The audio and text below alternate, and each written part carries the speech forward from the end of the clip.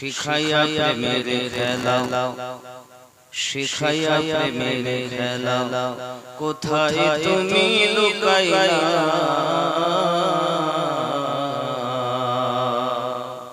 দেখা দিয়ে মিটাও জালা মুহাম্মদ ইয়া রাসূলুল্লাহ। আল্লাহুম্মা সাল্লি আলা মাওলানা মুহাম্মদ ওয়া আলা আলি সাইয়্যিদিনা। আলহামদুলিল্লাহ। যাবতীয় গান আল্লাহ পাক, যিনি ওয়াহদাহু লা শারীক, অব্যয় অক্ষয় নিরাকার নিরঞ্জন, সে রব্বে কারীম আমাদিগকে পবিত্র জলসাতে আশার বর্ষা তৌফিক দান করেছেন। শুকরিয়া জ্ঞাপন করি, উচ্চ কণ্ঠে বলি আলহামদুলিল্লাহ। আমি কিন্তু ভূমিকা একদম নিচ্ছি না, বুঝতে পেরেছেন? একবারই দাঁড়িয়ে পড়েছি একটা করে।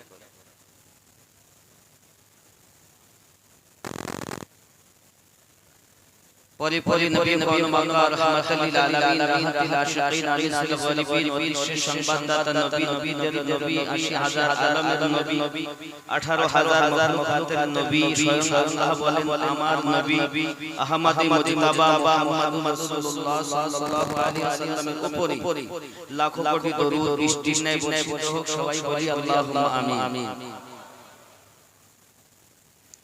বসন্তপুর গ্রামবাসী বিন্দুর অক্লান্ত পরিশ্রমে, বিশেষ করে জওয়ান যুবকদের মেহনতে, সকলের সহযোগিতায় জীবনী জালসা ৩ রাত ব্যাপী সর্বশেষ রাতের সম্মানিত সভাপতি সাহেব, আমন্ত্রিত ওলামায়ে কেরাম, বিশেষ করে এই ৩ রাত ধরে যে আপনাদেরকে জীবনী শোনাচ্ছেন হযরতুল আল্লামা মাওলানা মুহাম্মদ হারুন রশিদ সাহেব,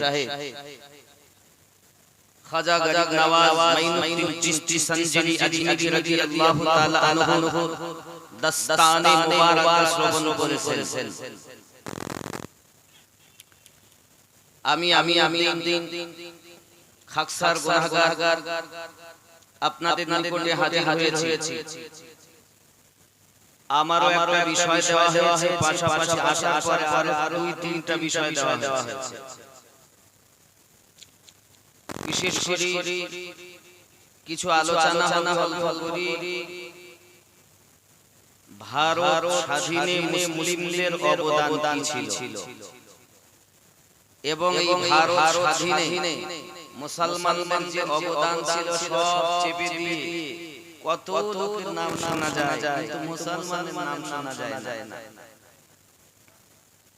সমাজের অধঃপতন,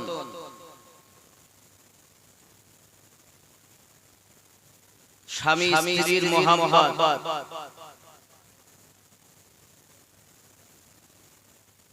কথা বুঝতে পারছেন বাবজি আমার? আজ স্বামী যদি বিদেশে চলে যায়, বিবিকে ফেলে বিবি অন্য জনের সঙ্গে কোর্ট লাইনে সম্পর্ক করে, কতটা বৈধ?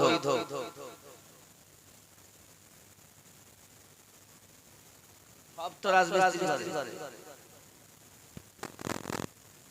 এবং বিবিকে বাড়িতে রেখে স্বামী যদি কোর্ট লাইনে কারোর সাথে প্রেমের গল্প করে, কতটা ভালো? এখানকার ছেলেরা ভালো এসব করে না, কিন্তু শুনতে চেয়েছে। বলবো নাকি?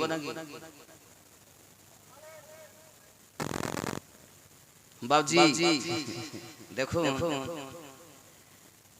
আজ আমাদের সমাজের অধঃপতন কেন? শিক্ষা নেই বলে, ঠিক কিনা? মুসলমান যারা হয় তারা বড় বীর হয়, সাহসী হয়, জিন্দেগিতে জীবন দিতে পরোয়া করে না, কিন্তু মাথা ঝুঁকাতে তারা ইতস্ত করে। মাঝে মাঝে আমরা একটা স্লোগান শুনতে পাই এদের মুখে, হিন্দি হিন্দু হিন্দুস্তান, ভাগমোল্লা পাকিস্তান, হিন্দুস্তান, ভাগমোল্লা পাকিস্তান। এই স্লোগান আমরা হিন্দুদের মুখে শুনতে পাই। মনে হচ্ছে হিন্দুস্তানটা ওর বাপের। বাপ বলবো অল্প কথা, কিছু বেশি বেশি বলবো না। কারণ আমাদেরকে ওরা যেভাবে আঘাত করেছে, আমরা ভারতে জন্মিয়েছি, ভারতেই মৃত্যুবরণ করব। শুধু মুসলমানদের আর শুধু হিন্দুদের রক্ত, কেউ যদি বলে শুধু হিন্দুদের দ্বারাই ভারত স্বাধীন হয়েছে, ভুল কথা। আপনি দিল্লি কুতুব মিনারে গিয়ে দেখেন 94,000 শহীদের নাম লেখা আছে। 61,945 জনের নাম মুসলমানদের,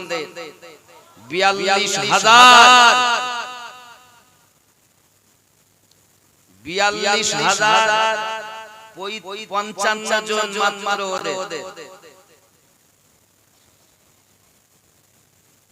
তারপরও মুসলমানদের নাম নাই। হিন্দুস্তান, ভাগমোল্লা পাকিস্তান, এটা বলতে চাচ্ছে ভারতের মানুষ। আমরা নাকি কিছুই করিনি। মাতঙ্গিনী হাজেরার কথা শোনা যায়, ক্ষুদিরামের কথা শোনা যায়, সুভাষচন্দ্র বসুর কথা শোনা যায় নাকি?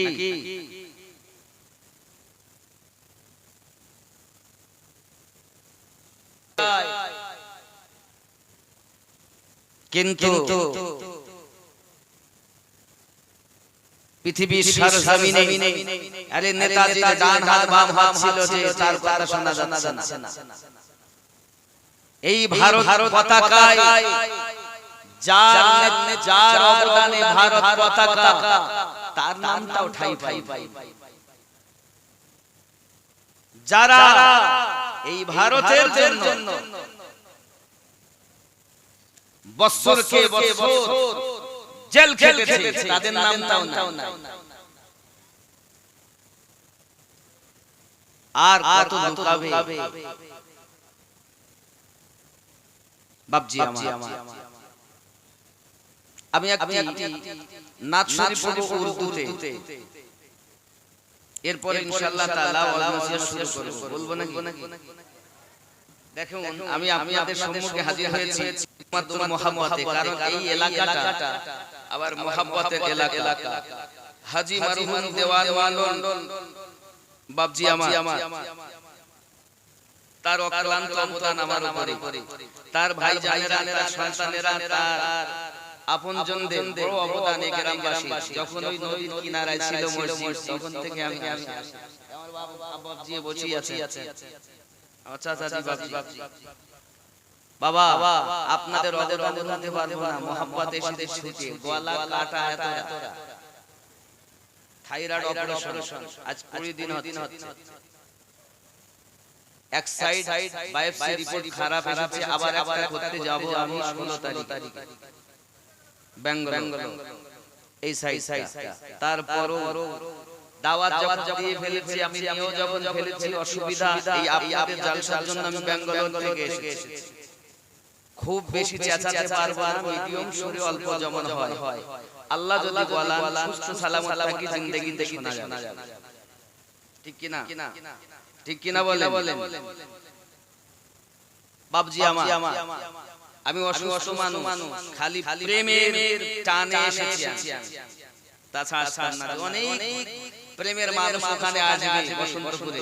হয়তো আমি আসি ওরসে যাই, রাস্তাঘাটে একজনের সঙ্গে দেখা হয়, তো ভাই নামলাম, 5 জনের সঙ্গে দেখা হলো, কিন্তু আজকে যে এলাকার সবার সাথে দেখা হলো, তাই এসেছি। मोहब्बत बोलो सुभानअल्लाह। तरफ उठता है दिल लफ्ज़ों में दोहराई नहीं जाती, तरफ उठता है दिल लफ्ज़ों में दोहराई नहीं जाती, तरफ उठता है दिल लफ्ज़ों में दोहराई नहीं जाती, ज़ुबान पर दास्ताने करबला लाई नहीं जाती, ज़ुबान पर दास्ताने करबला लाई नहीं जाती। तड़प उठता है दिल लफ्ज़ों में दोहराई नहीं जाती, ज़ुबान पर दास्ताने करबला लाई नहीं जाती। सुना है करबला की खाक है अक्सीर से बढ़कर, सुना है करबला की खाक है अक्सीर से बढ़कर, ये मिट्टी आँख में लेने से बिनाई नहीं जाती, ये मिट्टी आँख में लेने से बिनाई नहीं जाती। तड़प उठता है दिल लफ्ज़ों में दोहराई नहीं जाती, ज़ुबान पर दास्ताने करबला लाई नहीं जाती। कहा अब्बास ने अफसोस बज़ू कट गए मेरे, कहा अब्बास ने अफसोस बज़ू कट गए मेरे, सकीना तक ये मुश्किलात लाई नहीं जाती, सकीना तक ये मुश्किलात लाई नहीं जाती, ज़ुबान पर दास्ताने करबला लाई नहीं जाती। कहा शबीर ने अब्बास तुम मुझको सहारा दो, कि तन्हा लाश पर मुझसे दफनाई नहीं जाती। अल्लाह अल्लाह अब्बा जी ख्याल উর্দু ও বাংলা একটা উর্দু বলতে একটা বাংলা বলতে হবে, এটা আমার মুক্তার ভাইয়ের জানেন, এজন্য উর্দু আমি তাও এর অন্তরে আমি 7-8টা কলি বাদ দিয়েছি, রেখে দিলাম। বাংলা কলি অন্তত বলি, এরপর আমার সঙ্গে আপনাদেরকে বলতে হবে, পারবেন তো বলতে নাকি? জন্ম আমার নবী যুগে হলে কেমন হতো, জন্ম আমার নবীর যুগে হলে, জন্ম আমার নবীর যুগে হলে, দুই নয়নে রসূলে পাক দেখিলে কেমন, আওয়াজ না সবাই বলতে হবে, সবাই মুহাব্বতে, দুই নয়নে রসূলে পাক দেখিলে কেমন, জন্ম আমার নবীর যুগে হলে হতো, জন্ম আমার নবীর যুগে হলে,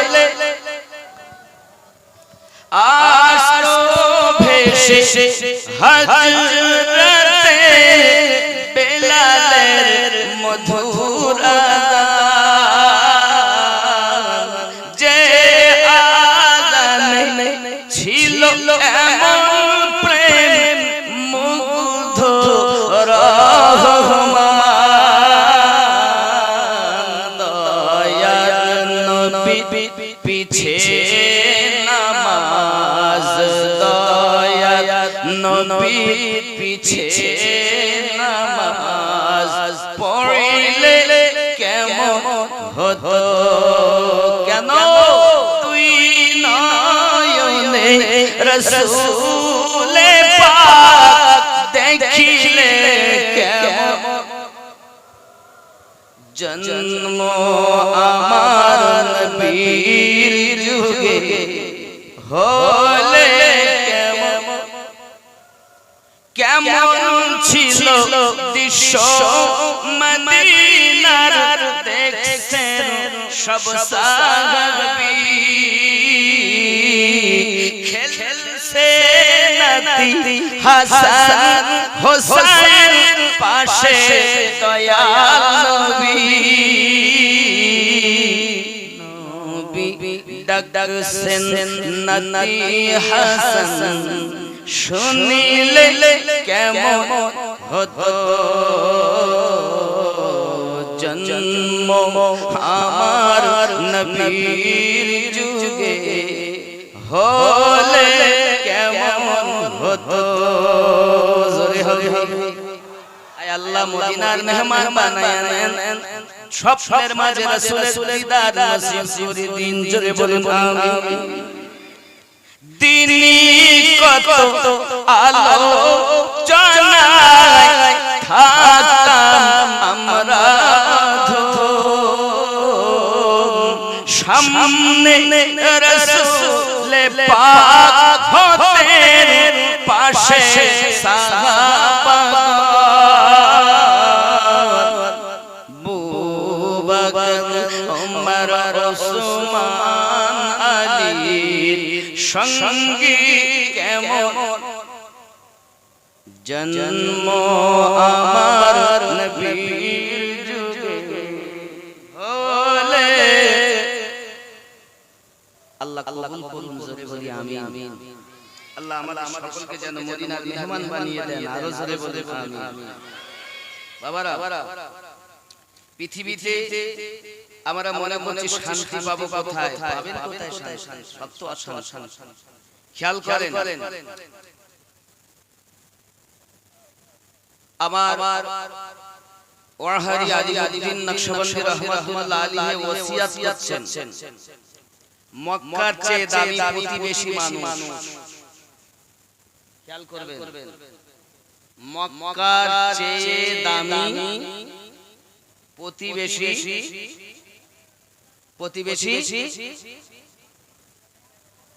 মক্কা মানে জানেন তো যে মক্কার মাটিতে রাসূল জন্ম নিয়েছেন সেই মক্কার মাটি থেকেও দামি প্রতিবেশী মানুষ গৌসে ওয়াহারি জীবনীতি আপনারা পাবেন খুব তাড়াতাড়ি আসে তার হার্ড কপি আমার কাছে আছে তার থেকে ছবি আমার কাছে তোলা তার থেকে বলছি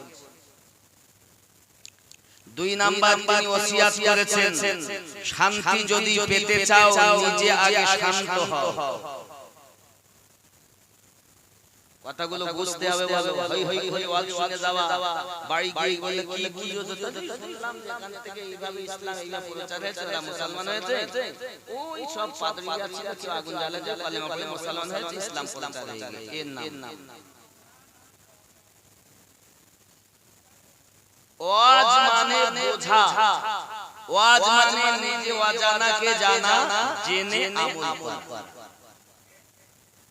নাকি বলেন ওয়াজ করা ভালো ওয়াজ দেওয়া ভালো ওয়াজ শোনা ভালো সবথেকে বেশি ভালো আমল করা দুই নাম্বার ওসিয়াত কি শান্তি যদি পেতে চাও নিজে আগে আমরা কি শান্ত আছি কথা বলেন তিন নাম্বার ওসিয়াত আত্মা তীর্থই সবচেয়ে বড় তীর্থ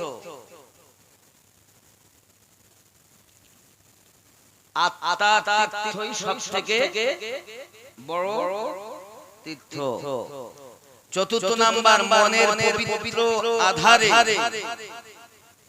ভ্রাতৃত্ববোধ জাগরিত করাই ইসলামী মিশন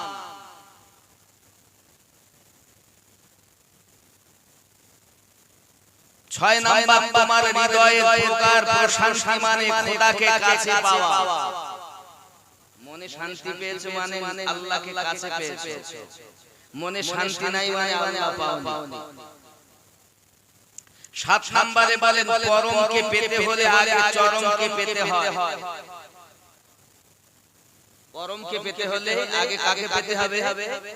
চরমকে, তোমার মুর্শিদ। পরমকে, তোমার স্রষ্টা। তুমি মুর্শিদ চিনলে না হই তোমার নামাজই হবে না। তুমি নামাজ পড়ো, নামাজের ভেদ জানো না, ঠকাই কাজ। ঠুকলেই নামাজ হয় না। নামাজ মানে বান্দা বান্দির সঙ্গে রবের মিলন। যে ইবাদতে মিলন হয় না সে ইবাদতই হয় না। যুবক 8 নম্বরে বলেন তোমার আতাই কোরআন, বেদ, কুরআন, বাইবেল জিন্দা বিস্তা। কথাটা আবার শুনুন, তোমার আতাই কোরআন, বেদ, কুরআন, বাইবেল জিন্দা বিস্তা। 9 নম্বরে বলেন কোন সৎ লোকের পয়সা নিয়ে যদি অসৎ কাজ করা হয় তার ফল ভালো হয়। অপর পক্ষে কোন অসৎ লোকের পয়সা নিয়ে সৎ কাজ করলো তার ফল ভালো হয় না। 10 নম্বরে বলেন ব্রাহ্মণ কার, গুরু বুকে যার, আল্লাহ কার, পীর বুকে যার। গুরু ছেড়ে ব্রাহ্মণ ভজে তার স্থান নরকের মাঝে, পীর ছেড়ে আল্লাহ ভজে তার স্থান দোজখের মাঝে। এই উপদেশগুলো খালি মেনে মাথায় নিয়ে যাচ্ছেন তো যাচ্ছেন, চাল দোকানে আড্ডা ঠুকবেন, বাড়ি গিয়ে ঘুমাবে। হাজার হাজার টাকা ব্যয় করে সন্তান মানুষ করে দিলাম, বিয়ে শাদী দিয়ে দিলাম, ঘুমালাম, নামাজ পড়লাম, দান করলাম, জীবন হয়ে গেল না। তুমি মরার আগে মরো, খুব খেয়াল করেন। আল্লাহ কার, গুরু বুকে, আপনার বুকে গুরু আছে? খেয়াল করুন। তওবা করানোর সময় তিনি বলতেন ধরো আমার হাত, এ হাত আমার নয়, ইহা আমার ফুল নবী হযরতের হাত। আল্লাহ বলেছেন ইয়াদুল্লাহি ফাওকা আইদিহি, নবী আপনার হাতের উপরে আমার হাত। জাহেরে নবীর হাত, হাকিকাতে আল্লাহর কুদরতি হাত। গাউসে ওয়াহাদি বলেন জাহেরে আমার হাত, হাকিকাতে গাউসে ফুল নবীর হাত। বুঝানোর লোক কই? এখন হই হই করার লোক বেশি। এই জায়গা খারাপ, এই জায়গা। আমি এই জায়গায় ট্রিটমেন্ট করার জন্য এখন ওয়াজ করি, এই জামা করার জন্য না। যেই এই জায়গা পরিষ্কার হবে তোর জামার কথা বলতে হবে না, টুকুর কথা বলতে হবে না, দাড়ির কথা বলতে হবে না, সুদ খাওয়া যাবে না বলতে অটোমেটিক সুদ বাদ দিয়ে দে। কথাগুলো বুঝবেন। আমার সঙ্গে জীবনে দেখা হতেও পারে, নাও পারে। আপনাদের নুন খেয়েছি তাই আপনাদের মাঝে বসে আজ কথা বলছি, যাতে আপনারও লাভ হয়, আমারও লাভ হয়। খেয়াল করুন। আমি মনে করছি জীবনের শেষ বক্তব্য দিচ্ছি, আর হয়তো দিতে পারবো। খুব গুরুত্বপূর্ণ কথা। যুবক তিনি আরো বলতেন 12 নম্বরে তোমরা ভাবো তোমরা রাতে যেমন ঘুমিয়ে থাকো তেমনি তোমার পীরও বাড়িতে ঘুমিয়ে থাকেন। তা নয়, তোমরা থাকো ঘুমিয়ে আর তোমার পীর তোমাদের বাড়ি পাহারা দিয়ে থাকে। বলুন সুবহানাল্লাহ।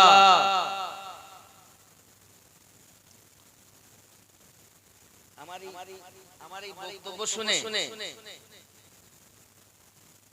আমি লোক পাইনে প্রেমের বলতে পারি, কম বলি। তো আজ মনে হচ্ছে যেন আমি প্রেমের কথাই বলি, তাই বলি।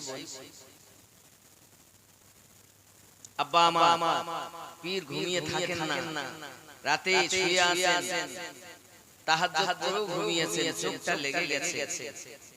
হঠাৎ কে যেন দরজায় এসে আওয়াজ দিচ্ছে, ওরে খাপা উঠ উঠ। কে ডাকে দরজায়? চট করে তাড়াতাড়ি দরজাটা খুলে দেখে ঘাড়ে রুমাল, হাতে একটা লাঠি। কে যাচ্ছে? চাঁদনি রাত, কে যাচ্ছে হেঁটে? হায় হায়, এই যে আমার ওয়াহাবি যাচ্ছে। মুরিদ ঘুমায়, পীর তাকে ঘুম থেকে জাগিয়ে ফজরের নামাজ পড়ার জন্য তাগিদ দেয়।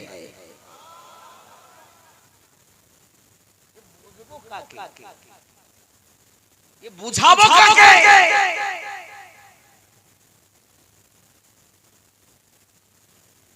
শুনুন 13 নাম্বার, পাপী তাপী ব্যথিত পীড়িতকে যে ব্যক্তি আমার কাছে আসবে উদ্ধারের জন্য, তাকে বুকে করে পার করার জন্য আল্লাহ আমাকে ধরাতে পাঠিয়েছেন। বসে ওয়াহারি নিজে বলেছেন, তাদের বুকে করে পার করানোর জন্য। কোথায় পার করাবেন? সিরাত।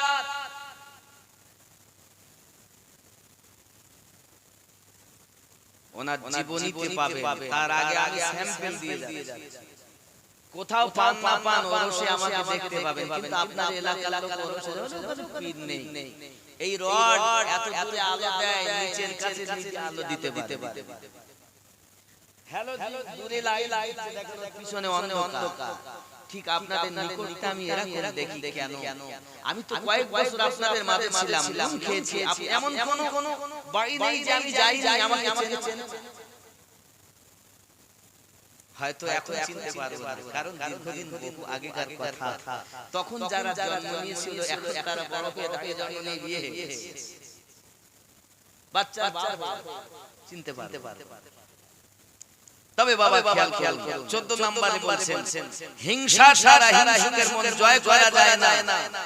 মানুষ সব মানুষের সমান, শিক্ষা দীক্ষায় হয় ব্যবধান। আল্লাহুম্মা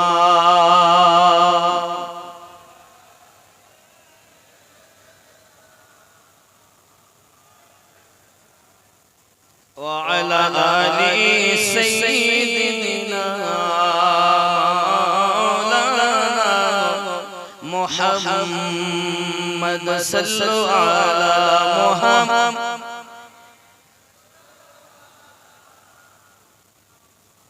हरदम ज़ुबान से निकालो मुहम्मद, हरदम ज़ुबान से निकालो शफी ओ चाँद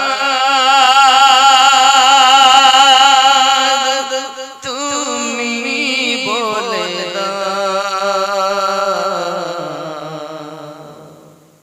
আমার নবীজি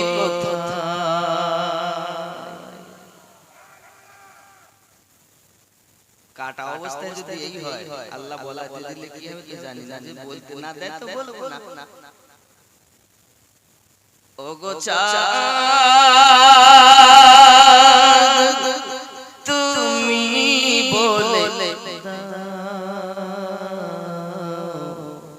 আমার নবীজি কোথায় গেলে পাবো নবীকে? কোথায় গেলে পাবো নবীকে? পাক নবীজির রওজায় ও চাঁদ তুমি বলে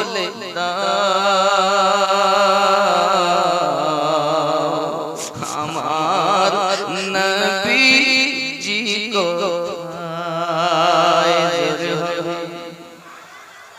আকাশের তারকার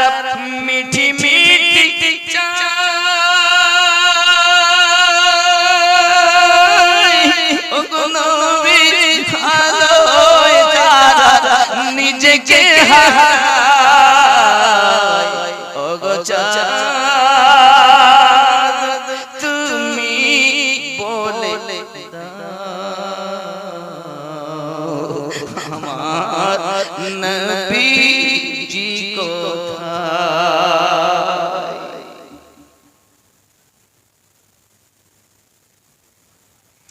লাখো লাখো হাজিরা হজ পাকে যায়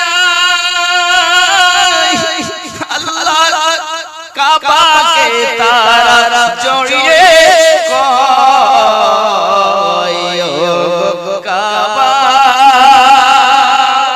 তুমি বলে দাও আমার নবীজি কোথায়?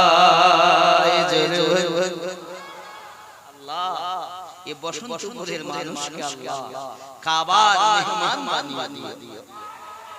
আরো জোরে বলুন আমিন। দূর দূরান্ত থেকেও যারা এসেছেন আজকের শ্রোতা যারা আল্লাহ আমার নবীর রওজা না দেখাই আমি মৃত্যু দিও না। জোরে বলি আমিন। হাজার হাজার লাখ লাখ টাকা আছে ঘরে, মদিনায় যাওয়া দিল কার? আব্বা রওজায় যান, নবীর রওজাতে এমন কোন ব্যক্তি নাই চোখের পানিতে বুক ভেসে যায়, দাড়ি ভেসে যায়, এমন হালাল কাঁদবে না কেন? যে নবী আমাদের জন্য এখনো কাঁদছেন, এখনো কাঁদছেন, 63টা বছর কেঁদেছেন, আজও কাঁদছেন, কিয়ামতের দিনও কাঁদবেন। 1450 বছর অতিক্রম হয়ে গেল, এখনো নবী পাকের চোখের পানি বন্ধ যায় না। হে উম্মত, পাপের কাজ করো তুমি আর রাসূল আমার মদিনার জমিনে কেঁদে চলেছেন। উম্মত, তোর কি একবার চিন্তা হয় না তুই সুদ খেলি, তুই মদ পান করলি, তুই নামাজ ছেড়ে দিলি, তুই দাড়ি কাটলি, ওজনে কম দিলি, আমার উম্মত বলে দাবি করিস, এমন করে পাপ কর্ম করিস, পাপ করি আমরা আর মদিনায় কাঁদে খোদার প্যারা।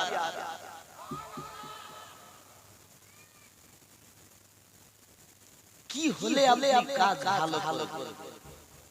কার মায়া আপনাকে দুনিয়ায় ভুলিয়ে ফেলেছে? ছেলের মায়া, বিবির মায়া, বন্ধুর মায়া, দৌলত, কে আপনাকে ভুলিয়েছে বাবা? দুনিয়ায় তো আপনি কিছু নিয়ে আসেন, যাহা কিছু পেয়েছেন সেখানে এর মায়াতে কেন আপনি খোদার ইবাদত ওভারটেক করেছেন? অধপতনের কথা বলছেন। অধপতন হওয়ার একমাত্র কারণ হলো শিক্ষা নেই। গাউসে ওয়াহাবি বলেন, শিক্ষা মানুষ সব মানুষের সমান, শিক্ষা দীক্ষায় হয় ব্যবধান, মানুষ না মেনে হলো শয়তান, ইহা কুরআনে শোনা যায়। হা হা এ বাবা, এই অধপতন কেন হবে? পৃথিবীর জমিনে আমাদের ভিতরে এই হালাল এসে দাঁড়িয়েছে। এই জমিনে যখন 1613 খ্রিস্টাব্দে বাদশা জাহাঙ্গীর সময় ইস্ট ইন্ডিয়া বলে যে নতুন ব্যবসা করা হয়েছিল, বাবা আমার এই ব্যবসা করার জন্য ইংরেজরা এসেছিল ভারতের জমিনে। আস্তে আস্তে আস্তে আস্তে করে ভারতের মানুষের সমস্ত ধন সম্পদ তারা চলে নেওয়ার জন্য অগাধ চেষ্টা করেছে। হে যুবকেরা আমার, ওই সময় এই ভারতের মাটিতে কেউ তাদের প্রতিবাদ করেনি। যিনি সর্বপ্রথম আওয়াজ তুলেছিল সে হিন্দু ছিল না, সে ছিল মুসলমান। ফতোয়া দিয়েছিল যিনি সর্বপ্রথম, তিনি একজন মুসলমান। আমাদেরই ঘরে যুবক শামাওলানা ওয়ালিউল্লাহ মুহাদ্দিস দেহলভী রাহমাতুল্লাহ আলাইহি, হযরত মাওলানা আব্দুল আজিজ মুহাদ্দিস দেহলভী রাহমাতুল্লাহ আলাইহি, তাদের কথাই নেই। এই ভারতের জমিনে ইংরেজরা দেখে কোন মতে ঢোকা যাবে না, মুসলমান তো এমন জাতি এরা জীবন দিতে পিছপা করে না। ইসলাম ইতিহাসকে তারা ফলো রেখেছে। ইংরেজরা হাবশি বেলালের মতো মানুষকে দেখেছে। ইসলামের ইতিহাসকে তারা ফলো রেখেছে। তাদের ঘরে ইসলামের ইতিহাস আছে। খালিদ বিন ওয়ালিদের মতো যোদ্ধাকে তারা দেখেছে।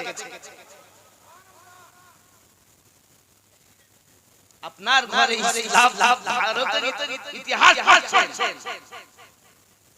ভুলে ভরা ইতিহাস। আপনার উচিত ছিল ইসলামের ইতিহাসটাও একটু দেখি। খালিদ বিন ওয়ালিদ রাদিয়াল্লাহু তাআলা আনহু যার উপাধি ছিল সাইফুল্লাহ, আল্লাহ তলোয়ার যাকে বলা। আপনি জানেন না? আমি বলবো আর হে যুবক, খালিদ বিন ওয়ালিদ রাদিয়াল্লাহু তাআলা আনহু কেমন বীর ছিলেন। তার আগে ইংরেজরা ভারতে প্রবেশ করবে, চিন্তা করছে কিভাবে আমি আসবো। আমরা তো ঢুকতে পারি না, কারণ তৎকালীন যুগে এই ভারতবর্ষে যাকে বাঘ বলা হতো, বীর পুরুষ বলা হতো, টাইগার বলা হতো, মাইসুরের আল্লাহর একজন মেহবুবা বান্দির ঘরে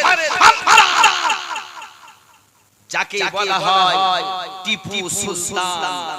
জোরে বলুন সুবহানাল্লাহ।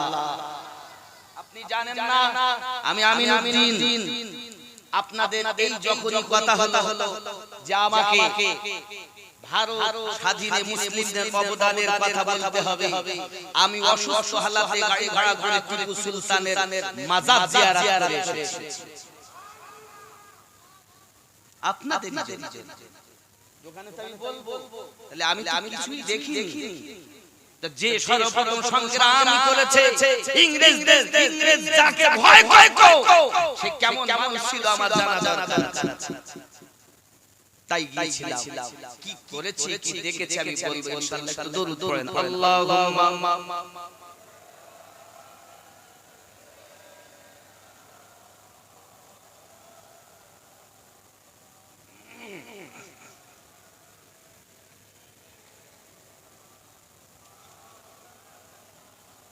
বাবা আমার কথা শুনে রাখ, বোঝার আছে। ভারতের ইতিহাসটা আপনি পড়তেছেন, আপনি ইসলামের ইতিহাসকে আজকে গবেষণা করছেন না। খেয়াল করুন, মাইসুরের সরজমিনে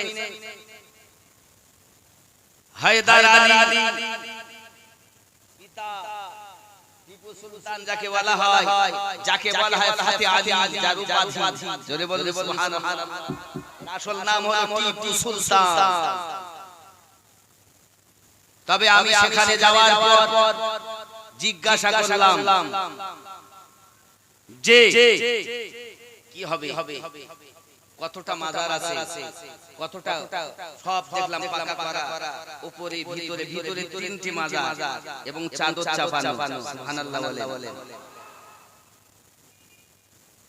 ইনি আশিকের রাসূল টিপু সুলতান ফাতে আলী রহমাতুল্লাহ আলাইহি আশিকের রাসূল। হঠাৎ করে টিপু সুলতান মাকে বলছেন, মা আমার ভাই আমার নাক কেটে দিয়েছে।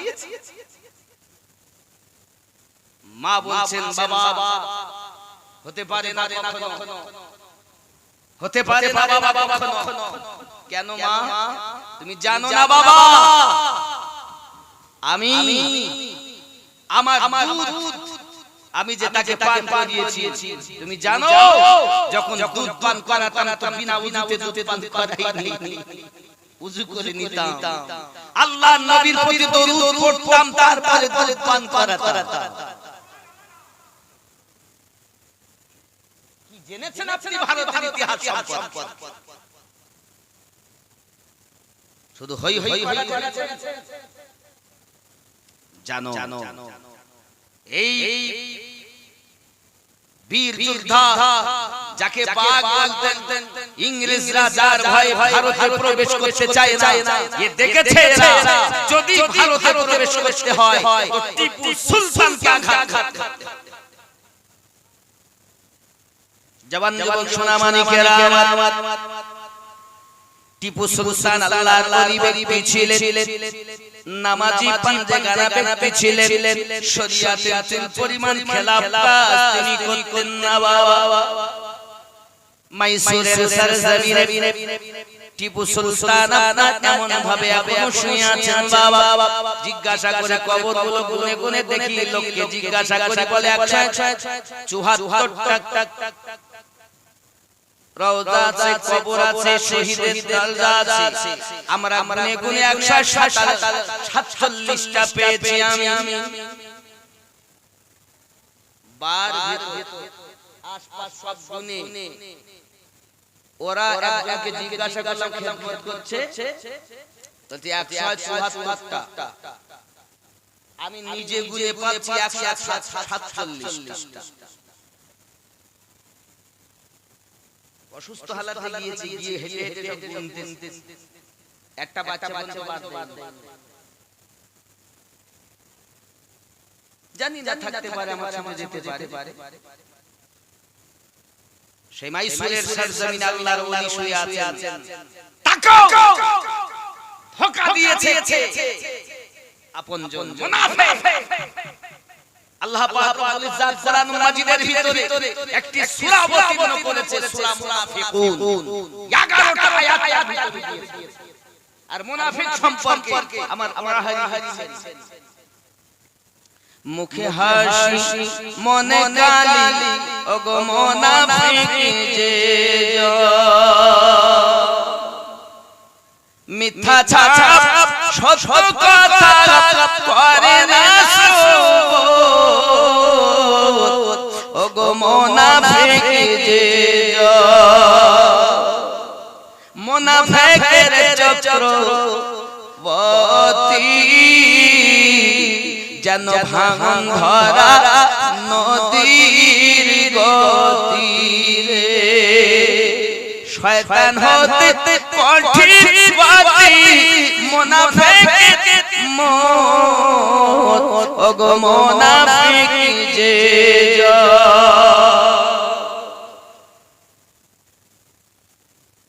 মুনাফিক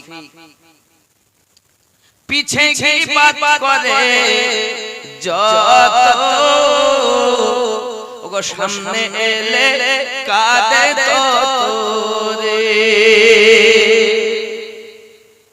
আছে না মেম্বার সাহেব, আসুন চা কি খাবেন বলুন।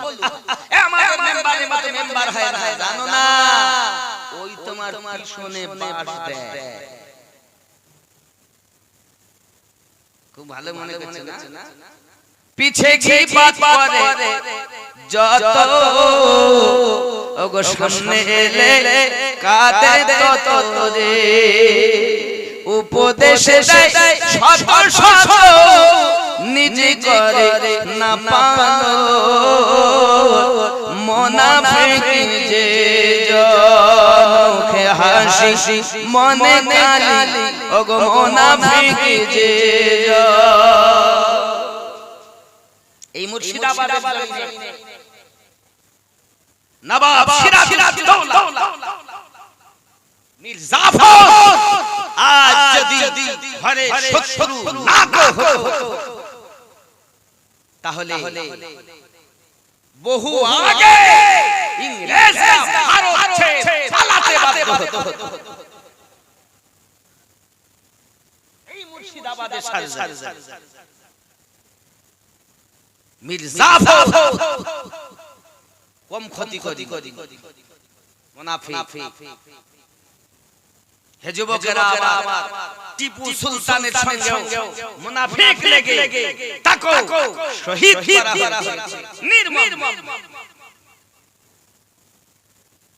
যুবকামা ইংরেজরা চেয়েছিল যেমন করি হোক টিপু সুলতানকে আমাদের শহীদ করতেই হবে। লোক লাগিয়ে দিয়েছে, আব্বা আমার প্রাইজ টাকাও লোভে টিপু সুলতানকে ষড়যন্ত্র করে আঘাত শহীদ করে দেওয়া হয়েছে।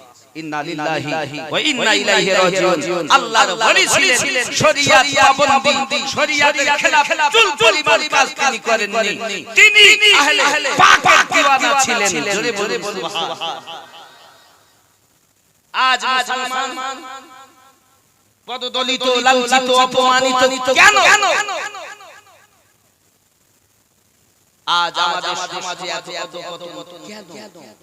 আব্বা আমার, আমাদের মধ্যে নেই শিক্ষা, আমাদের মধ্যে শিক্ষা নেই। যেই ছেলে বাচ্চা একটু বড় হয়েছে স্কুলে যাবে না, সঙ্গ খারাপ, যা রাজনীতি করতে চলেছে। কিছু হোক আর নাই হোক, টাকা ইনকাম করে দিচ্ছে, বাড়ি এসে তালার উপরে তালা, যত পারিস চালা, প্রতিযোগিতা চলছে ঘর বানানো। বাড়ি আসছে মোটরসাইকেল কেনার প্রতিযোগিতা, ওরা কি কিনেছে তাই তো ওরা আর কি তাহলে আমাকে বুলেট লাগবে। আব্বা আমার প্রতিযোগিতা চলছে, রাস্তাঘাটে গাড়ি চালাচ্ছে উদ্বারাঙ্গের না শিক্ষা আছে না দীক্ষা আছে। মা, আজ আপনাদেরকে বলি, আপনার যদি মা হতেন, নায়িকা যদি না হতেন, আপনার ঘরে তো এত অধঃপতন হতো না। টিপু সুলতানের মা বলছে, বেটা তুমি বলো কি, আমি জীবনে তাহাজ্জুদ নামাজ কাজা করিনি বাবা। এ বাবা, আর তুমি তোমার ভাইয়ের প্রতি অপব্যাখ্যা করছো।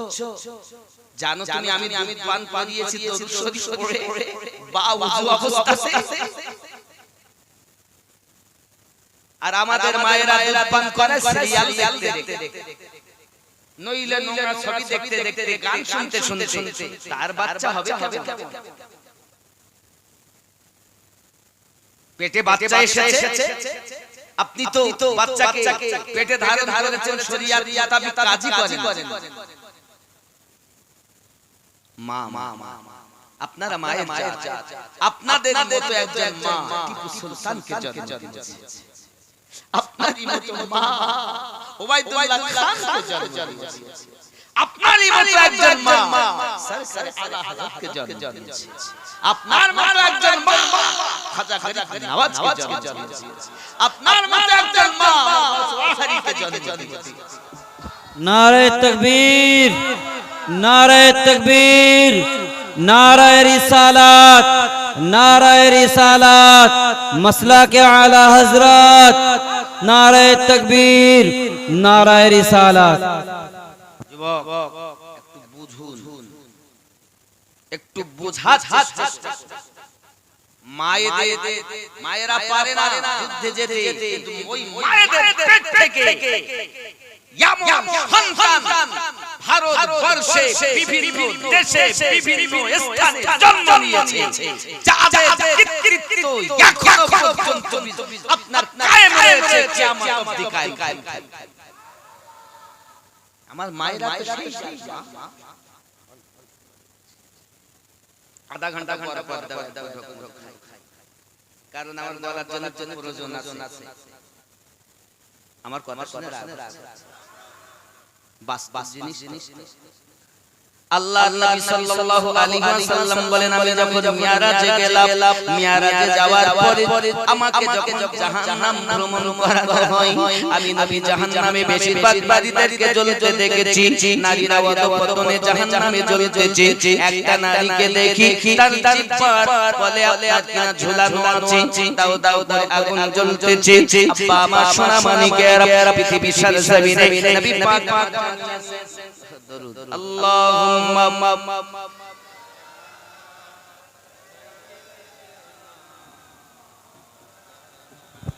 মুহাম্মদ ওয়া আলা আলি দেনা মাওলানা মুহাম্মদ। আব্বাজি আমার জিভের ভরে তাদেরকে আপনার কিনা ঝোলানো আছে, চিৎকার মেরে কাঁদে। প্রিয় নবী সাল্লাল্লাহু আলাইহি ওয়াসাল্লাম বলে, এদের এই আওয়াজটা হয় কেন, এদের এভাবে কষ্ট দেওয়া হয় কেন? এদের এমন করে কষ্ট দেওয়া হয় কেন? সঙ্গে সঙ্গে বলা হয়েছে এই নারী এমন ছিল দুনিয়ায় যার জবান দ্বারাতে তার স্বামীর প্রতি এমন অত্যাচার করত। স্বামী ভালো ছিল না, শ্বশুর ভালো ছিল না, শাশুড়ি ভালো ছিল না, যার জবানে সদা সর্বদা এমন চিৎকার মেরে কথা বলতো, মনে ব্যথা দিয়ে কথা বলতো। আল্লাহর হাবিব সহিহ বুখারী শরীফের ভিতরে জানিয়েছে মুসলমান তিনি যার জবান দিয়ে হাত দিয়ে কোন মুসলমান কষ্ট না পায়। সহিহ বুখারীর হাদিস, জবান দিয়ে হাত কষ্ট পায় না যার দ্বারা সেই ব্যক্তি মুসলমান। কি বুঝলেন? স্ত্রী কথা শুনে স্বামী অসন্তুষ্ট, শ্বশুর অসন্তুষ্ট, শাশুড়ি ভালো পায় না, সব সময় অশান্তি লেগে আছে। ও আমার জননী মায়েরা, কোন নারী যদি তার স্বামীর সঙ্গে ঝগড়া করে, প্রিয় নবী হাদিস শরীফে বর্ণনা করে রব্বে কারীম জানিয়েছেন যদি আল্লাহ পাকের পরে অন্য কাউকে সেজদার হুকুম দিতেন, আল্লাহ পাক জানিয়ে দিতেন প্রত্যেক নারী তোমরা তোমাদের স্বামীকে সেজদা করো। আল্লাহ ব্যতীত যেহেতু অন্য কাউকে সেজদা করা যায় নয়, এই কারণবশত কোন নারী তোমরা আল্লাহ ছাড়া অন্য কাউকে সেজদা করবে না, কোন মানুষ সেজদা করবে না। ভেবে দেখুন মায়েরা, স্বামীর মর্যাদা কত।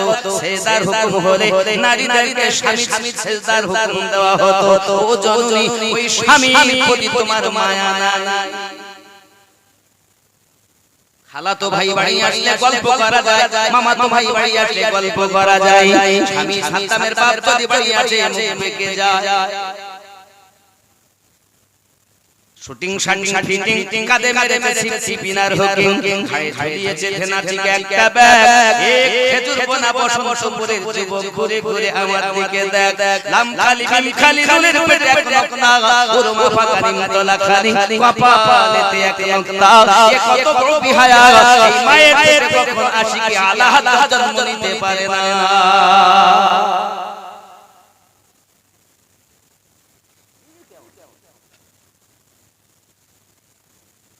জবান যুবক সোনা মানিকেরা, ও আমার জননী মা খালা, শুনে নিন না রাতের বেলা তোমার স্বামী তোমার দ্বারা আঘাতপ্রাপ্ত হয়েছে, তোমার শ্বশুর তোমার দ্বারা আঘাতপ্রাপ্ত হয়েছে, তোমার শাশুড়ি তোমার দ্বারা আঘাতপ্রাপ্ত হয়েছে। তুমি কি জানো আমি আর শাশুড়ির প্রতি কত সুন্দর ব্যবহার করতে হয়? ছোট্ট একটা স্যাম্পল আমি আপনাদের কাছে তুলবো। আল্লাহর নবী সাল্লাল্লাহু আলাইহি ওয়াসাল্লাম তার বিবি খাদিজাতুল কুবরা রাদিয়াল্লাহু তাআলা আনহাকে বলতেন, ওগো বিবি খাদিজা, আমার ফাতেমা আমার বাড়িতে আসতে চাই, বলো আমি আমার ফাতেমাকে আজকে অর্ডার দেব। আল্লাহর হাবিবকে ডাক দিয়ে বলে, ইয়া রাসূলুল্লাহ সাল্লাল্লাহু আলাইহি ওয়াসাল্লাম, আমার মনের আশা আপনার ফাতেমাকে একটু ডাকুন, আমি খাদিজার শেষ বয়সে তার খেদমত করতে চাই। আর আজ শাশুড়ির সঙ্গে বৌমা কথা বলে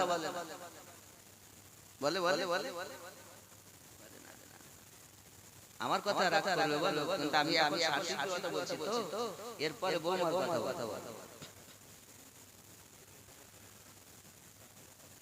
নাকি ছেড় দেব আর বলবো না, বলবো জোরে বলবো সুবহানাল্লাহ। नूर का सागत नूर की महक नूर का छलका जाम मदीना, तुझे सलाम साहिल रहमत पर नहीं होगा कोई भी तशना का मदीना, तुझे सलाम। जोरे बोले এটা আমার ওয়াহারি দান, আমি যত বলি তত পরিষ্কার হয়। যখন উঠেছি তখন মনে হচ্ছে আমি পুরো শেষ হয়ে গেছি। अरे আমি বাঁশি বাজালে না বাজালে যেমন বাজাবে তেমন বাজবা। জোরে বলে नूर का सागत नूर की महक नूर का छलका जाम मदीना, तुझे सलाम साहिल रहमत पर नहीं होगा कोई भी तशना का मदीना, तुझे सलाम। शहर नबी का हर सूरज को आँख दिखाता है, किस्मत पे इतराता है, किस्मत पे इतराता है। प्यारे नबी के सदक़े मिला उनको हसीन मदीना, तुझे सलाम नूर का सागत, नूर की महक, नूर का छलका जा मदीना, तुझे सलाम। सूरत भी कुरानी है, सीरत भी कुरानी है। क्या चेहरा नूरानी है, क्या चेहरा नूरानी है। सूरत भी कुरानी है, सीरत भी कुरानी है। क्या चेहरा नूरानी है। हो कि नमाज इश्क़ मुकम्मल,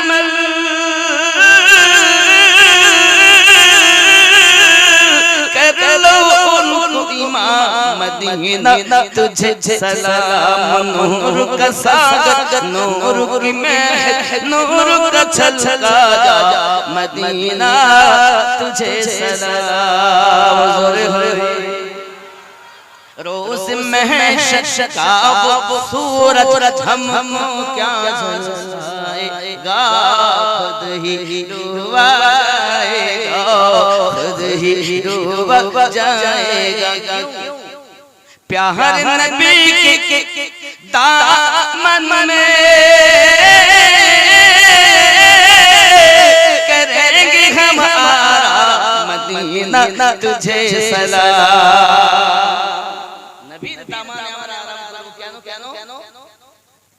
सरकार आला हज़रत बोले तुझसे आओ, जन्नत से क्या मतलब अभी दूर हो, हम रसूलुल्लाह की जन्नत रसूलुल्लाह।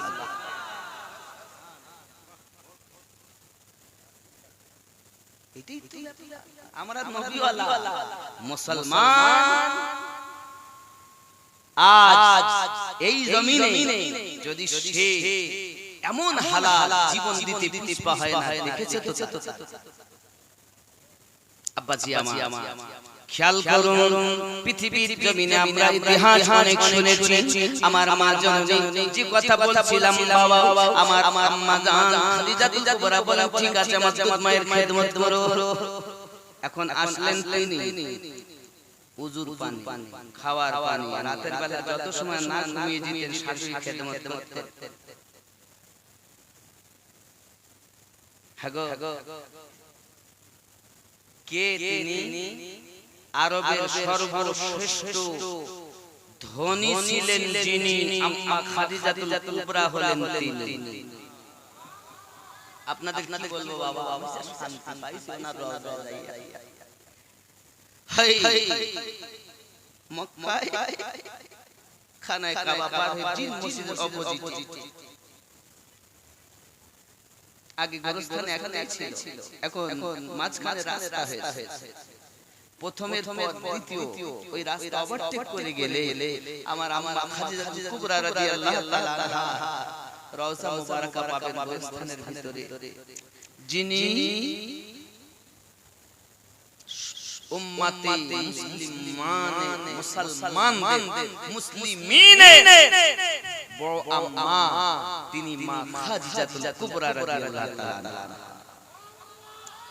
বাচ্চা যতই কষ্ট করুক যদি মায়ের কাছে যায় না শান্তি পেয়ে যায়।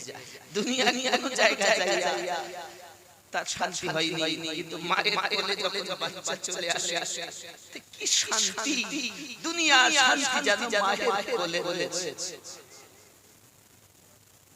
আমার খাদিজাতুল কুবরা রাদিয়াল্লাহু তাআলা মাদার নিকটে যখন আমি দাঁড়িয়েছি, আমি আপনি আশায় বলতে পারবো না, হায় হায় যে মা সোনার গিলাস, সোনার পালঙ্কে থাকা জননী সব আমার নবী পাকের কদমে কুরবান করে দিয়েছি,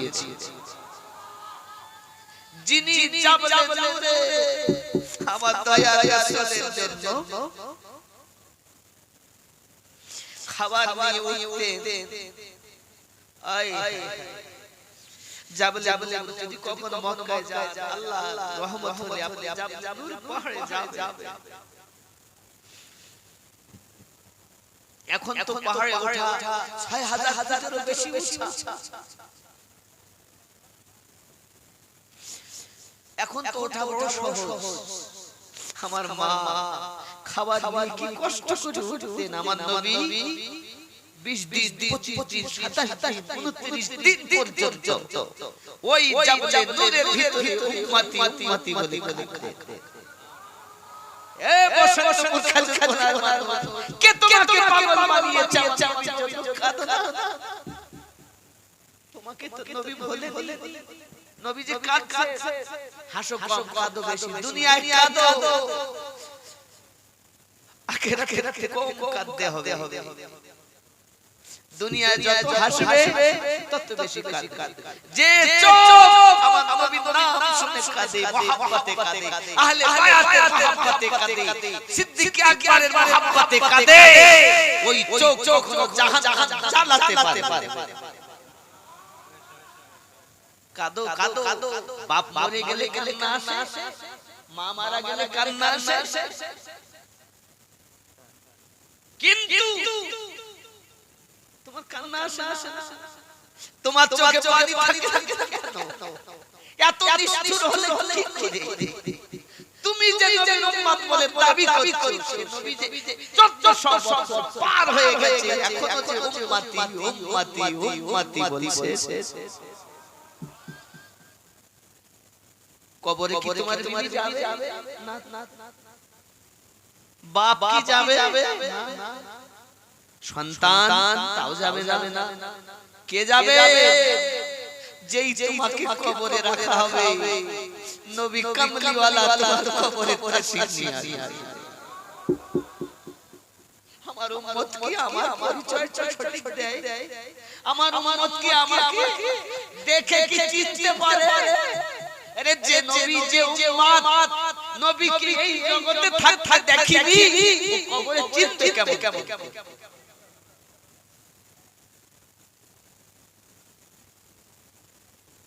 চিনবে কেমন করে? নবীকে কবরে চিনতে গেলে আগে দুনিয়াতে চেনা লাগবে, আর এই নবীকে চিনতে গেলে আপনাকে মুর্শিদ কামালের কাছে বিক্রি হতে হবে। ও কি করেছে পৃথিবীর সার জমিনে চিরদিন থাকতে আসে হযরতে আম্মা খাদিজা কুবরা রাদিয়াল্লাহু তাআলা আনহা খাদ্য নিয়ে যেতে লেট হতো। আমার আল্লাহ ভালো লেগে গেল নবী পাক পানাহারে থাকা। আল্লাহ পাক বলেন, হাবিব পানাহারে থাকছেন আজ জাবলে নূরে, আমি আপনার উম্মতের জন্য এক মাসের রোজা ফরজ করে দিই।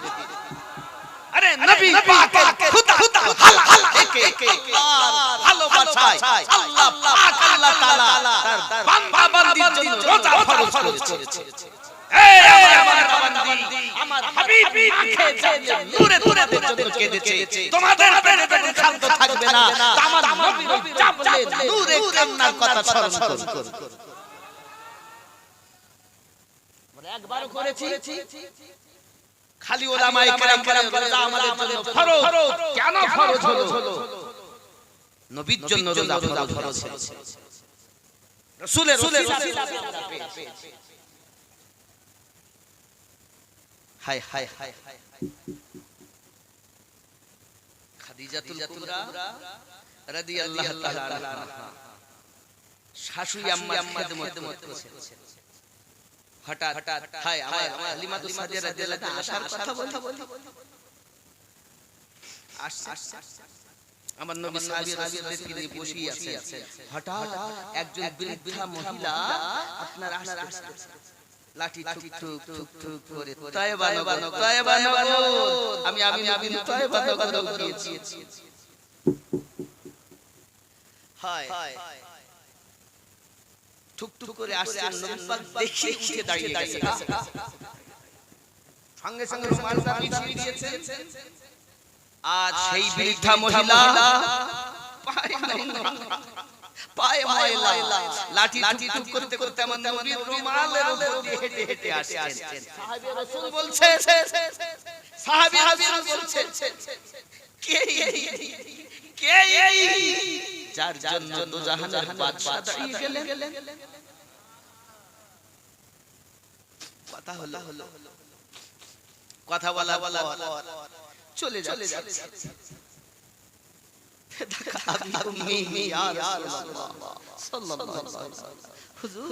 আব্বা মা আমার কদমে কুরবান। আপনি বলুন ইনি কে? চার জন্য আপনি উঠে দাঁড়িয়ে গেছেন, চলে যাচ্ছেন, তাও তার ওঠার আগে আপনি উঠে দাঁড়িয়ে গেছেন। আমার নবী বলেন আমার মা, আমি নবী বেশি পান করতে পারি, আমি নবী যা খায়ে মানুষ হয়েছি, সেই দুধ মা হালি সাদিয়া হলেন।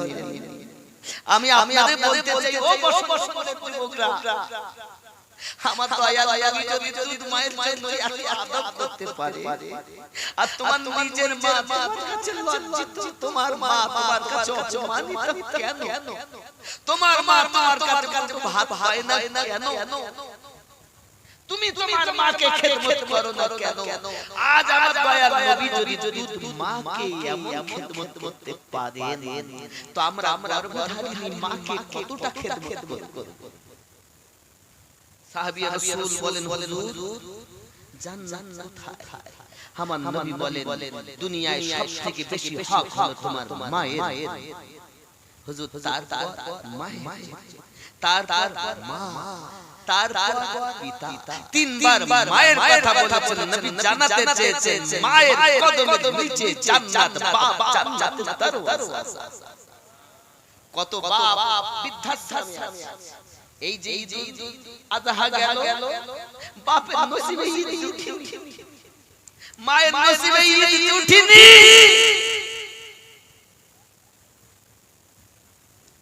কি ভেবেছে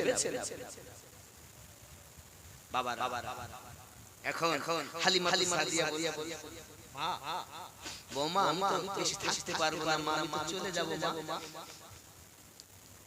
তখন স্বামীকে বলছেন, ইয়া রাসূলুল্লাহ, ইয়া হাবিবাল্লাহ, আমার দুধ মা যাবে, তা আমার দুধ মায়ের জন্য কিছু উপহার দিতে হবে। তাইবা নগরে মানুষ জিজ্ঞাসা করবেন, বেটার বাড়ি ছিল তো বেটা কি দিয়েছে, বৌমা কি দিয়েছে, জিজ্ঞাসা করে না? যদি শাশুড়ি চলে আসে বেটার বাড়ি, তা কি তোমার বৌমারা কি দিয়েছে গো? শুধায় ঠিক খাদিজা কুবরা রাদিয়াল্লাহু তাআলা বলেছেন, আমার শাশুড়ি আম্মা যাবে, তা কি দেওয়া যায়? উনি করলেন কি, টাকা পয়সা যা দেওয়া সে তো দিলেন। উনি দিয়েছেন 6টা উট, 40টা বকরি। আর আমাদের ঘরে যদি মা আসে, তাহলে তোমার মাকে দিলে হবে। তুমি কি একাই বেটা, আর বেটা নাই? তোমার মা কি দিবা? যত কম দেওয়া এরকম আছে না, বৌমা আছে না? চলো তাহলে আমি বুঝাতে চাইলাম, রাসূল পাক সাল্লাল্লাহু আলাইহি ওয়াসাল্লামের স্ত্রী আমাদের আম্মা শাশুড়ি মাকে এমন করে খেদমত করেছে, যত সময় শাশুড়ি না ঘুমাতেন তত খাদিজা আম্মা ঘুমাতেন। স্বামীর খেদমতের কথা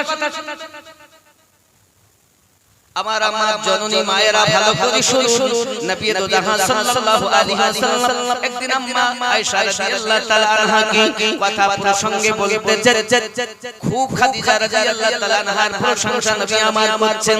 আম্মা আয়েশা বলেন, হুজুর তার হলো 40 বছর, আপনার 25, তার পার্থক্য আপনার জওয়ানি। এই কথা যখন বলেছেন নবী আমার কলিজায় ব্যথা পেয়েছেন। সঙ্গে সঙ্গে বলেন, আয়েশা তুমি আমার খাদিজাকে মিথ্যা বলবে না, কারণ তোমরা আমার সুখের সময়ের বিবি, আর আমার খাদিজা হলো দুঃখের সময়ের বিবি। ওগো আয়েশা জেনে রাখো, শুনে রাখো, আমি যখন ইসলাম প্রচারের জন্য বাইরে বেরিয়ে যেতাম, দরজার কাছে এসে শুধু একবার আওয়াজ দিয়েছি খাদিজা, দরজা খুলে যেত। আবার চলে গেলাম বাইরে, এসেছি আওয়াজ দিয়েছি রাতের বেলা নিশিরাতে, খাদিজা দরজা খুলে যেত। আমি বলি, আয়ে খাদিজা তুমি কি বিছানায় ঘুমাও না? হাত দুটি জড়ো করে আমাকে বলেছিল, ওগো আল্লাহর হাবিব ইসলাম প্রচারে বাইরে বার হয়ে যান। আপনি কখন আসবেন কোনো গ্যারান্টি নাই। আমি যদি বিছানায় শুয়ে যাই তাহলে আমার চোখে বেশি ঘুম এসে যাবে। আপনি আমাকে ডাকবেন, আমার মাতে যদি দেরি হয় আল্লাহ পাওয়া যাবে না। নবী গো, তাই আপনার ভালোবাসা দরজায় হেলাল দিয়ে ঘুমাইতাম, যেই এসে আপনি খাদিজা বলতেন অমনি দরজা খুলে দিতাম।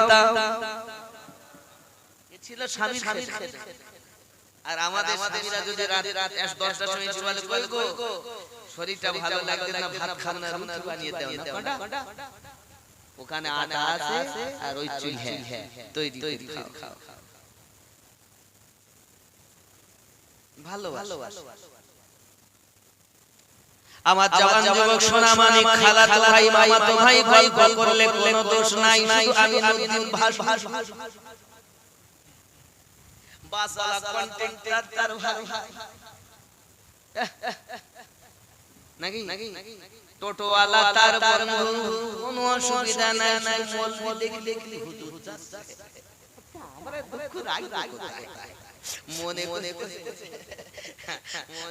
মৌলভী কিছু বলছে না, ওরা বলছে না। আচ্ছা বলে ছোট ভাইয়ের বউ বড় ভাইয়ের নাম কি? ভাসুর ভাই তো বড় ভাই, তো ভাসুরের নাম জানে না, লজ্জায় ধরে না। তো মনে করছে মৌলভীদের দাঁড়িয়ে আছে, ওরা সব বোঝে না। নাম আমরা সব লজ্জায় বলতে পারি। এখন আমি আপনাদেরকে বলবো জননী, আপনি যদি আমার নবী পাক সাল্লাল্লাহু আলাইহি ওয়াসাল্লাম বলেন আমি আরেকটু এগিয়ে গেলাম, যাওয়ার পরে দেখি স্তনের সঙ্গে আপনার ঝুলানো আছে জাহান্নামের ভিতরে, দাও দাও করে তার দেহে আগুন জ্বলতেছে, তার স্তনের সঙ্গে ঝুলানো আছে। জিজ্ঞাসা করে কিসের অপরাধ? সঙ্গে সঙ্গে বলা হয় এরা ছিল পরক্রিয়া নারী, নিজের স্বামী থাকার সত্ত্বেও অপরের সঙ্গে পরক্রিয়া করত, যার কারণ বশত তাদের স্তনের সঙ্গে টানানো রয়েছে জাহান্নামে, দাও দাও করে আগুন জ্বলতেছে। আমার জননী মায়েরা ভালো করে শুনে রাখুন, আল্লাহর হাবিব সাল্লাল্লাহু আলাইহি ওয়াসাল্লাম বলেন এই অবস্থা আপনার জাহান্নামের ভিতরে চলতেছে, স্বামী থাকার পরও অপরের সঙ্গে পরক্রিয়া, কখনো মোবাইলের মাধ্যমে প্রেমের গল্প, স্বামী নাই, কাজ করে গেছে কেরালা,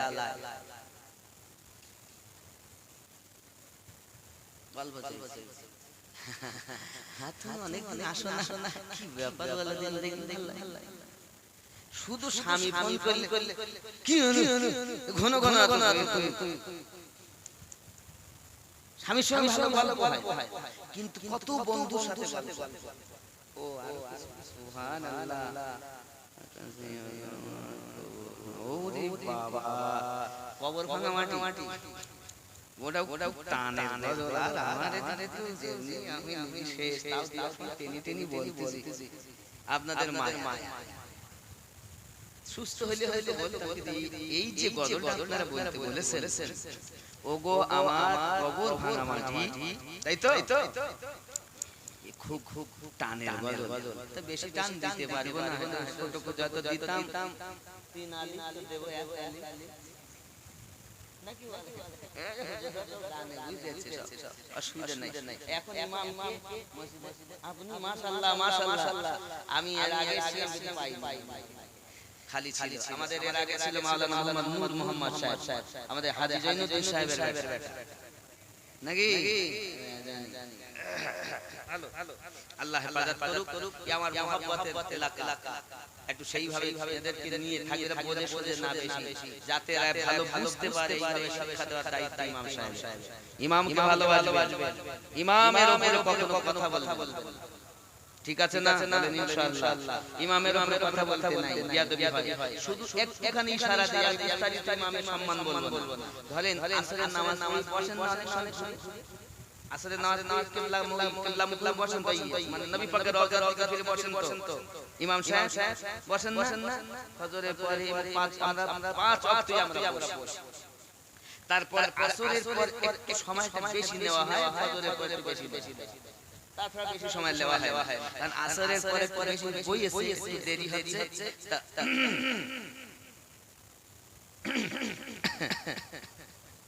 মানে কি বলতে চাচ্ছে বলেন তাড়াতাড়ি দোয়া করেন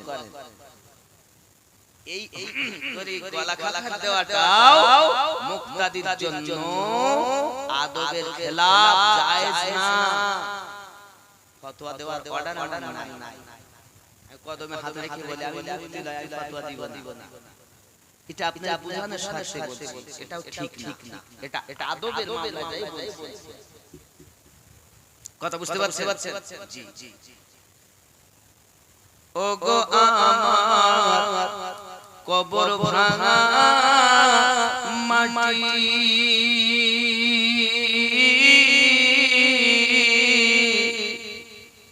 দুনিয়ার সব মায়ার পিছনে তোমাকে জেনেছি খাটি ও গো আমার কবর ভাঙা মাটি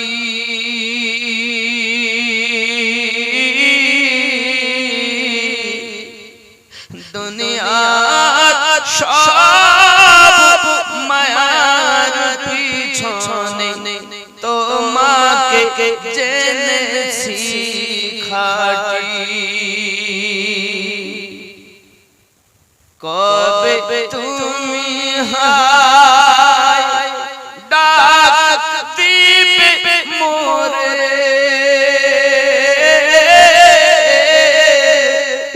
তোমারি শীতল কোলে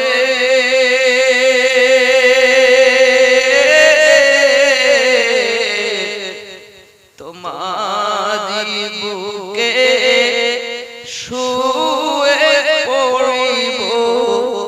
বিশ্বের মায়া ভুলে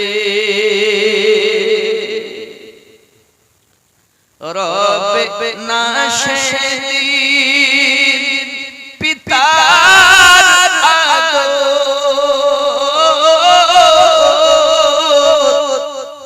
মায়ের স্নেহে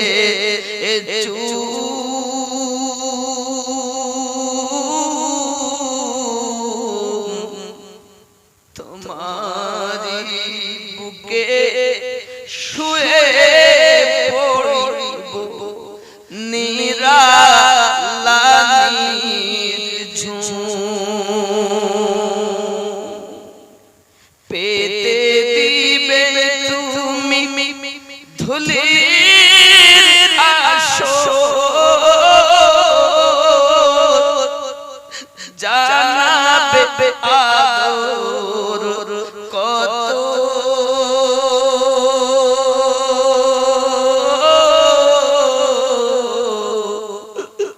তোমারি মাঝে শুয়ে পড়িব চির জনমের মতো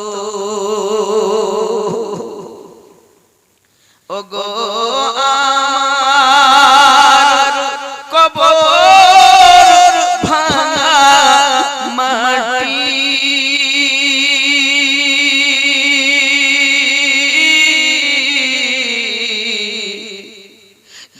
দুনিয়ার সব মায়ার পিছনে তোমাকে জেনেছি খাটি আল্লাহুম্মা সাল্লি আলা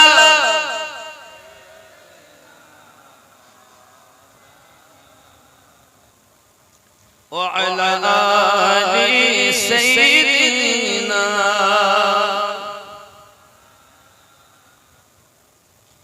সাল্লু আলা মুহাম্মাদ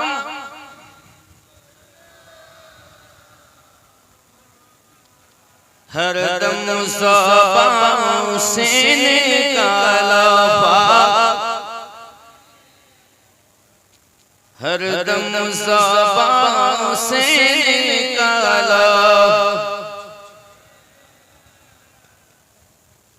बाबजी আমার এই পৃথিবীর জমিনে 1757 থেকে 1947 পর্যন্ত 190 বছর ধরে হাজার হাজার মুসলমান জীবন দিয়েছেন, তাদের কোনো নাম নাই। এই 190 বছর ধরে কেউ কি কিছু করেনি মুসলমানরা? এরা বলছেন না তাদের কারো নাম নাই। হে যুবক বাবাজি খেয়াল করে দেখেন, আমাদের কারো নাম এমন করে নেই, রাখিনি। তারা কারাও কে? এমন কি বাবা আমার 1871 সালে 20 সেপ্টেম্বর আলী আফরিদি যে আপনার ব্রিটিশদের যেতে ছিল, তাকে আন্দোলনে ধরে নিয়ে জেলখানায় বন্দী করা হয়। বাবাজি আমার যে করেছিল পৃথিবীর সরজমিনে চলে গিয়েছিল, জেলখানায় যখন ঘুরতে গিয়েছিল পৃথিবীর জমিনে মিউর সঙ্গে সঙ্গে চাবুক হাতে তার প্রতি হামলা করার পর বাবাজি আমার তাকে করেছিল ফাঁসির দরজাতে তাকে তুলে দিয়েছিল। বাবা মৃত্যু হয়েছিল, তার নাম তারা রাখেনি। এমনি করে মাওলানা কাসেম নানুতুবির কথা রাখিনি, আতাউল্লাহ বুখারীর কথা রাখিনি, মাওলানা হোসেন মাদানির কথা রাখিনি, মাহমুদুল হাসানের কথা রাখিনি, মাওলানা গোলাম মুহসিনের কথা রাখিনি। এরাও কত যে জেল খেটেছে, তাদের কথা একবারও ভারতের ইতিহাসে লিখিনি। বাবা যার নামে ওয়ারেন্ট জারি করে রেখেছিল সব সময়, বাবা আমার তাকেও পর্যন্ত তারা রাখেনি। বাবা শওকত আলীর কথাও তারা রাখেনি। এমনি করে সকলকে আপনারা রেখেছে, মেরেছে, জিয়েছে, কিন্তু কারো নাম তারা ইতিহাসের পাতায় দেয়নি। খুঁজেই পাওয়া যায় না, ক্ষুদিরামের কথা পায়। বাবা আমার পৃথিবীর জমিনে নেতাজি সুভাষচন্দ্রের কথা পাওয়া যায়, মাতঙ্গিনী হাজরার কথা পাওয়া যায়। তো যে পশুর কথা আপনি বলছেন, নেতাজির কথা বলছেন, এই নেতাজি যার পরামর্শ ছাড়া চলতেন না, তাদের যে অবদান, তাদেরকে হত্যা করা হয়েছে, তার কথা লেখা হয়। কি ইতিহাস পড়ছে আর কিভাবে আপনারা আমার সন্তানেরা জানবে? ইতিহাস জানতে গেলে নিজেকে ইসলামিক ইতিহাসে সাজ করো। দেখো চাইয়া ইসলামিক ইতিহাস কেমন। খালিদ বিন ওয়ালিদ রাদিয়াল্লাহু তাআলা ছিলেন নবী সাহাবী, যাকে আল্লাহ সাইফুল্লাহ বলা হতো। ইসলাম ইতিহাসের মধ্যে আল্লাহ পাকের নবী একটা যুদ্ধের বর্ণনা দেন, যা যুদ্ধের নাম ছিল মুতাদ যুদ্ধ। এক যুদ্ধে 3টি সেনাপতি নিযুক্ত করে। মায়েরা মন স্থির করে ঘটনাটা এবার শুনুন। আমি যুদ্ধের ঘটনা বলবো, যে যুদ্ধের লাস্ট যাইয়া হযরত খালিদ বিন ওয়ালিদ রাদিয়াল্লাহু তাআলা তলোয়ার ধরেছিলেন। সেই যুদ্ধেতে যাইয়া এক 9 খানা তলোয়ার ভেঙেছিলেন। যে হযরত খালিদ বিন ওয়ালিদ রাদিয়াল্লাহু তাআলা তলোয়ারে খালি মানুষের চর্বিতে মোটা হয়েছে। আপনি জানেন না ইতিহাস দেখেন। যুদ্ধটা কি বললাম? মুতাদ। বাবজি আমার সোনা মানিকেরা, পৃথিবীর সরজমিনে আমার নবী পাক সাল্লাল্লাহু আলাইহি সাল্লাম বলেন, প্রথম যুদ্ধের ময়দানে সেনাপতি হবে আমার পালিত পুত্র যায়েদ বিন হারিস। 2 নাম্বার আমার সেনাপতি নিযুক্ত হবে আপনার কি নাম? নবী পাক সাল্লাল্লাহু আলাইহি ওয়াসাল্লাম এক করে 3 জনের নাম ঘোষণা দিলে। 3 জন খুব সংক্ষিপ্ত করে আমি আগে নিয়ে যাচ্ছি। যাও সবাইকে বললেন হুজুর যাও বাড়িতে বিদায় নিয়ে এসো। এখন যায়েদ হারিস বলেন আমার আব্বা বলতে আপনি, মা বলতে মা পাশে, আমার আর যাওয়ার দরকার নাই। যখন আব্বা আমার আব্দুল্লাহ বিন রাবাহ রাসূল পাকের সেনাপতি বাড়িতে যাচ্ছে। বাড়ির দরজার কাছে গিয়েছেন বাবা সোনা মানিকেরা আমার, পৃথিবীর সরজমিনে আব্দুল্লাহ ইবনে রাবাহ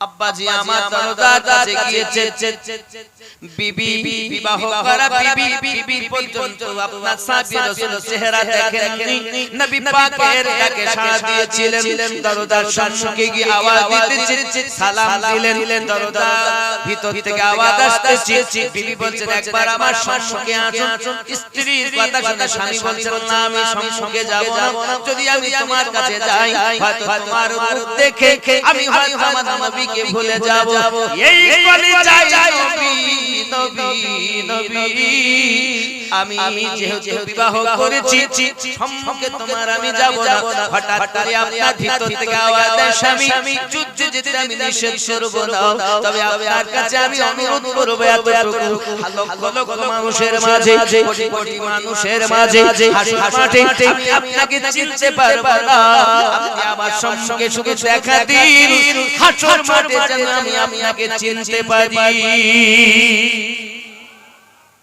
ভালোবাসা বিবাহের পর স্বামীকে দেখে স্বামী স্ত্রীকে দেখে রাসূলের ভালোবাসা